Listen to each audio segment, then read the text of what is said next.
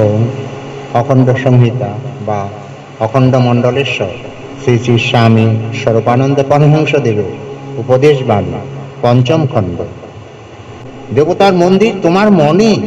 শ্রী বামনি বললেন, অমুকখানি দেখে এলুম এক বিরাট দেব মন্দির তৈরি হচ্ছে, ইট চুন সুরকির ছড়াছড়ি, একটা দালান উঠবে সত্যি, কিন্তু মন্দিরই ওটা হবে কিনা কে জানে। দেবতার মন্দির তোমার মনে।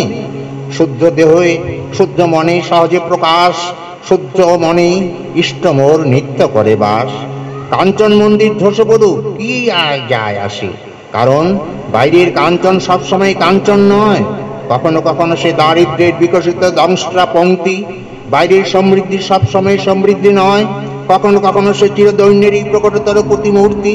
পর্বত গুহার বন্ধুর পৃষ্ঠে জীর্ণ অজিনাসন পেতে বসে কি ঋষিরা ভগবানকে পান নাই? আরণ্য ভূমির কণ্টক গুল্মের পার্শ্বে বসে ধ্যান জমিয়ে কি সাধু সজ্জনার তাকে লাভ করেন নাই? বৃক্ষ ছায়ার আসন রচনা করে কি ধ্যানস্থ যোগীর ভাগ্যে তার সাক্ষাৎকার লাভ ঘটে নাই?